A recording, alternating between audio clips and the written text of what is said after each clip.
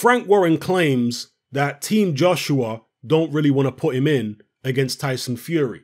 He said, quote, "My concern, first and foremost, although they talk about it a lot, Matchroom, I don't think they want the fight. I don't think they want to put AJ in with Tyson. I really don't think so. I hear all the noises, but actions speak louder than words.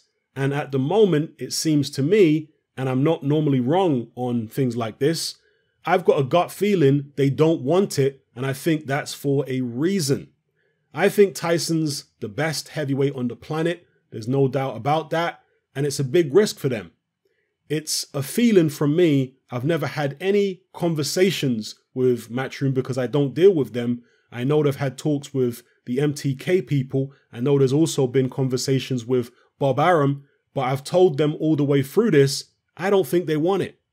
If Tyson, which I believe he will do, beats AJ, they've got a problem." End quote. Well, the proof is in the pudding, as Frank Warren said. So we'll see what happens once they reach the negotiating table. At the moment, they've been having preliminary talks. Eddie Hearn's been talking about, several weeks ago, he was talking about maybe doing a step-aside deal to allow AJ versus Tyson Fury to happen next. But obviously, that's going to be very unlikely at the moment because of the current situation going on in the world, and also because of the fact that neither Bob Arum nor Eddie Hearn appears to be willing to pay Deontay Wilder's step-aside fee, and also Deontay Wilder doesn't seem willing to step aside anyway. But if Tyson Fury gets past Deontay Wilder in their trilogy fight, we'll see if negotiations resume, how they go, and who really wants the fight.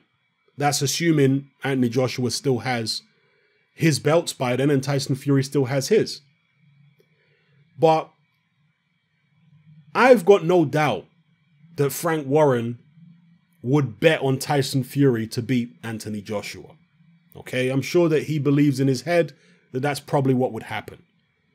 But he's a promoter. And the job of a promoter, particularly somebody who's a veteran promoter like Frank Warren, who's been around for as long as he has, the job of a promoter is to formulate contingency plans. As a promoter, you're not just looking at what happens if and when my fighter wins. You also have to factor in the possibility that your fighter may lose. This is why when you have a world champion, as Frank Warren's got Tyson Fury, whenever you have a fight, a voluntary defense, you put a rematch clause in the contract. That's standard procedure. It doesn't matter how confident you are that your man's going to win. You still put that rematch clause in the contract because it's heavyweight boxing at the end of the day and anything can happen. How many of you believe that Eddie Hearn really thought that Andy Ruiz would knock out AJ? I'm sure that Eddie Hearn knew Andy Ruiz was somewhat dangerous, but he was very confident that AJ would do the job on him in that first fight. Didn't happen. But Eddie Hearn, being a professional promoter, he had that rematch clause in the contract so they could run it back and AJ could get his titles again. I say all that to say this. I think that at this point, Frank Warren has got more to lose than Eddie Hearn has. So what I mean by that is, if Anthony Joshua goes in there and beats Tyson Fury, where does that leave Frank Warren? He recently recently did an interview where he admitted that doing boxing behind closed doors is simply not financially viable. There's no money to be made doing that. Now, you can go to company's house, anybody can, and check out Queensberry Promotions and compare their company in terms of its financial status to Matchroom. And you will see that it is completely night and day. Matchroom are doing massively better financially than Queensberry Promotions. So if Frank Warren loses Tyson Fury as a world champion, not contractually, but if Tyson Fury was to get beat by AJ, that's going to hit him a lot harder, particularly under the current global situation. is going to hit him even harder than it would hit somebody like Eddie Hearn, whose business makes far more money, who's got a far bigger stable of fighters, who's got a far bigger stable of heavyweights. Eddie Hearn has got other heavyweights to fall back on. Far more heavyweights to fall back on than Frank Warren has. And far more fighters in general of different weight divisions to fall back on. They may not be as big a names as AJ, but who does Frank Warren have that's anywhere near as big as Tyson Fury? Okay? So, I'm wondering whether this could be mind games from Frank Warren. When, rather than him truly believing that, or where should I say, where rather than him truly believing that Team AJ don't want to fight, maybe it's him who doesn't really want that fight right now. Yeah, maybe it's actually Frank Warren. Again, I'm sure that in his mind he thinks Tyson Fury is a legitimate favorite and probably will beat AJ. But he also knows that in heavyweight boxing, and you've got a guy who can punch like Anthony Joshua, who's athletically gifted, who's technical. You know, he's not a wild swinger like Deontay. This is a guy who can counter much better. He's got much better balance, better on his feet. Okay, he knows this.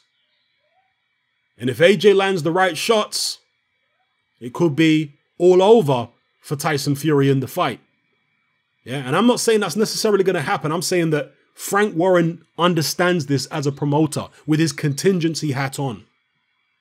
And maybe he's just not willing to take that risk. Even though in his mind it might only be a 20% risk, a 10% risk. He's not willing to take the risk right now. That is what I'm pondering at the moment.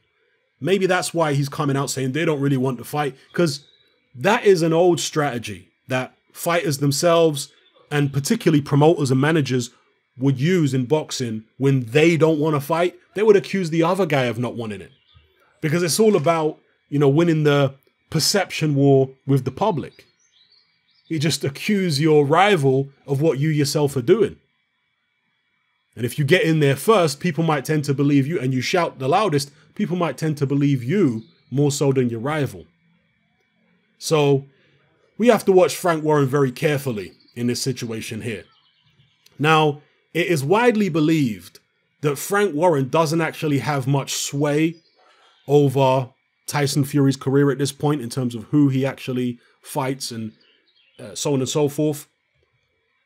People certainly are of the view that Bob Arum is the one calling the shots in Tyson Fury's career. Well, Bob Arum and Tyson Fury and MTK are calling the shots. Frank Warren doesn't have that much input in terms of the direction of Tyson Fury's career. I don't know whether that's true or not.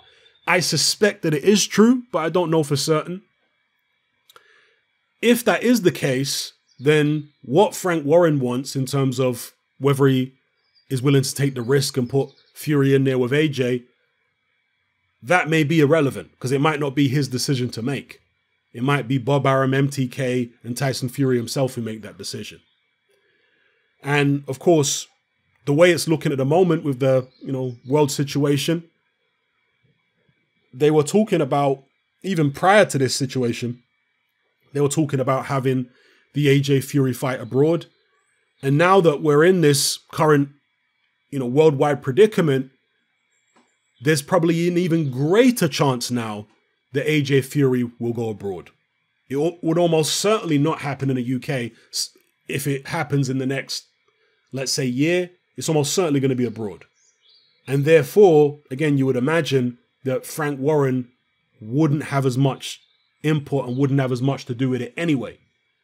So we'll see. The proof is in the pudding, as Frank Warren said. Do Team AJ really want the fight? Or is it mind games and kidology by Frank Warren? Maybe it's a preemptive negotiation tactic, to try and shame AJ and Eddie Hearn into maybe taking less money or something like that. Oh, you don't want the fight if you're not willing to accept 60-40 in our favor. Tactics like that. Who knows? Let me know what you guys think in the comment section below. Now, as far as whether Frank Warren could be right and Team AJ don't want it, I mean, it's possible. I'm not going to say it's not possible. It's possible. But again, the proof is in the pudding. In terms of why Team AJ might not want it, well, AJ's been in the ring with Tyson Fury before. And in Tyson Fury's own words, not mine, not AJ's, in Tyson Fury's own words, AJ beat him up in sparring. Many years ago when AJ was just an amateur, long before he was ever in the Olympics or any major international tournaments, he was just an ABA amateur champion, AJ. He sparred Tyson Fury, who at the time was British champion, as a professional. And again, Tyson Fury said AJ beat him up in sparring.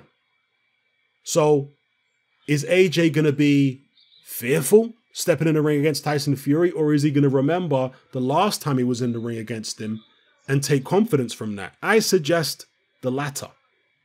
Okay. Also, Anthony Joshua is vulnerable. We all know this. He's not only been beaten by Andy Ruiz, but he's been dropped by the likes of Vladimir Klitschko. He's been hurt several times in fights. He's vulnerable. He is a guy who was rushed to world heavyweight title contention. He wasn't built up slow and steady like most other heavyweights in the division have been, who have reached the top. They've been built up slow and steady. AJ was rushed, okay? And we've seen the results of him being rushed in the losses and the times he's been hurt, dropped, so on and so forth. So he still has a lot to learn. And he's, as I say, vulnerable. And that leads me to suspect that, particularly with the current situation going on in the world right now, Eddie Hearn would want to put Anthony Joshua in the biggest fight possible as soon as possible. Because boxing, unfortunately, and I hate to be the bearer of bad news here, people, but it's just an economic reality. Boxing is going to go, and as the rest of the economy as well, is going to go into a horrendous slump. This is what's going to happen to boxing. Amateur gyms, when are they going to open? Professional gyms, when are they going to... so many amateur gyms are going to close down because of the lack of revenue, and professional gyms. Amateur boxing is going to be massively impacted, and of course that's going to have a knock-on effect on professional boxing for many years to come. So there's going to be a huge slump in boxing.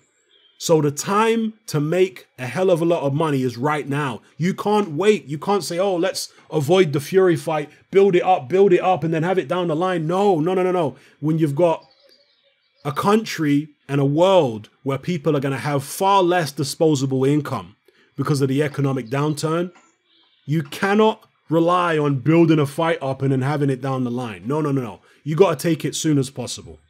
Eddie Hearn knows this, right? He also knows that if Tyson Fury beats AJ, AJ can come back from that. Not only is there a rematch, but also Tyson Fury has expressed his desire to actually quit boxing. Eddie Hearn said recently that he thinks Tyson Fury might fight AJ twice, then retire. And so if Tyson Fury beats AJ and retires, well, AJ can come back. He can fight whoever's there when Tyson Fury isn't around. So it's not the end of the world for AJ if he loses to Tyson Fury. Eddie Hearn knows this. Yeah. And again, that fight, the amount of money they can make from the Tyson Fury fight, if they take it soon, is going to be far more than if they take it down the line. And of course, the point I really wanted to make was AJ's vulnerable. Why risk having multiple other fights before you take on Tyson Fury? Imagine if he lost to Kubrat Pulev.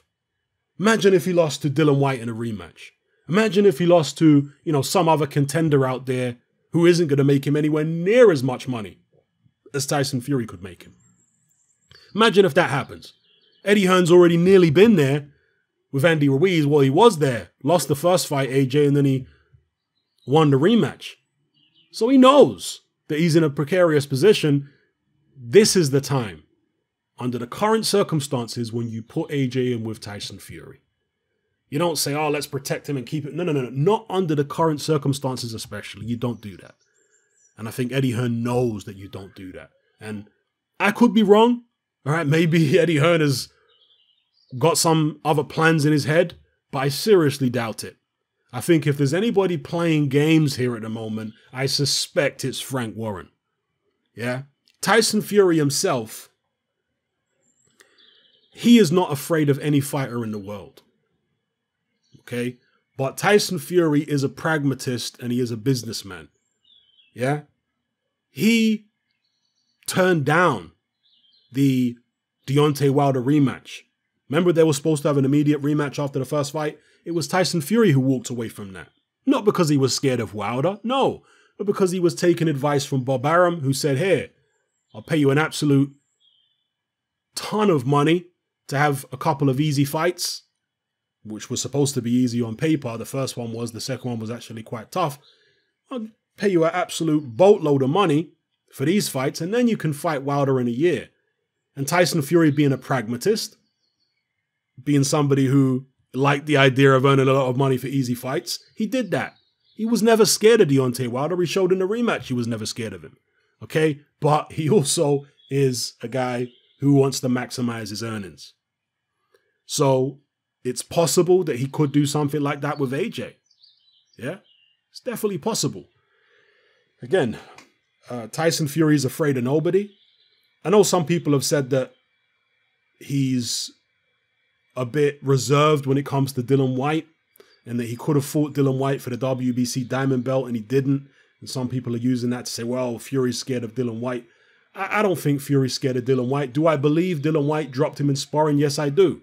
The time when Fury and Dillian Whyte sparred was, I believe, and they sparred several times, but I know one of the times was in the lead up to Tyson Fury's fight that never was against David Haye.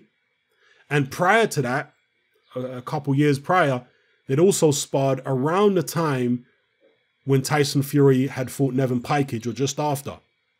So Dillian Whyte claims that during one of those sparring sessions, or maybe a few of those sparring sessions, he dropped Tyson Fury multiple times. Well, if Tyson Fury was being dropped back then by people like Nevin Pikage, who has a very low knockout ratio, and being dropped by Steve Cunningham, then I see no reason to completely dismiss this claim that Dillian Whyte dropped him in sparring. Dillian Whyte hits a hell of a lot harder than Steve Cunningham or Nevin Pikage.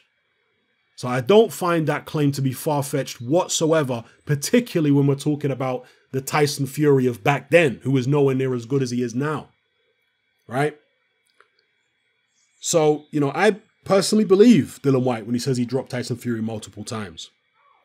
But I still don't think that that makes Tyson Fury afraid of him. I think Tyson Fury does respect Dillian Whyte more so than he respects an AJ because of Dillian Whyte's character. Dillian Whyte is more along the same lines in terms of his mentality and his character as Tyson Fury.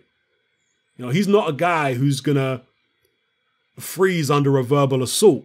Okay, Dillian Whyte is a guy who will have it, quote unquote, in or out of the ring. And Tyson Fury knows that. He knows that Dillian Whyte is, you know, a bit of a handful in any situation. So with Dillian Whyte, and obviously, you know, he knows Dillian Whyte a lot better than he knows AJ. His family knows Dillian Whyte, like his uncle Peter and his cousin Huey. They know Dillian personally. So I think, yes, there is an element that where there's more respect from Tyson Fury for Dillian Whyte. He definitely has more respect for him than he has for AJ. But I don't think he's scared of Dillian Whyte. I think if Dillian Whyte had something that he wanted, he'd fight him. But currently, Dillian Whyte doesn't have anything that Tyson Fury wants.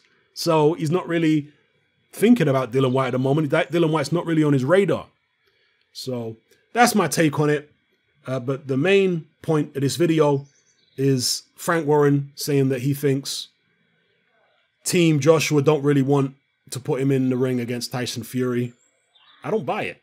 I think it could be mind games from Mr. Warren. Let me know what you guys think in the comment section below. It's happening, I'm out. Join me on Patreon. I upload a minimum of 2 podcasts every single week, covering a wide variety of controversial topics, as well as live stream Q&A sessions. Take a look on screen right now at some of the podcasts I've produced so far. For just $3 a month, the equivalent of about £2 a month, you get access to all my new podcasts and my entire back catalogue of past podcasts, including my popular Confessions of a Nightclub Bouncer series. You can listen on your computer or on your smartphone or tablet by downloading the Patreon app from the Google Play Store or the App Store for free. The Patreon app also allows you to download each podcast in MP3. For less than the price of a cup of coffee, you get access to dozens of hours of exclusive content. It's easy to sign up, there's no contract, and you can cancel at any time. So come and join our community of free and critical thinkers by signing up with me here on Patreon today.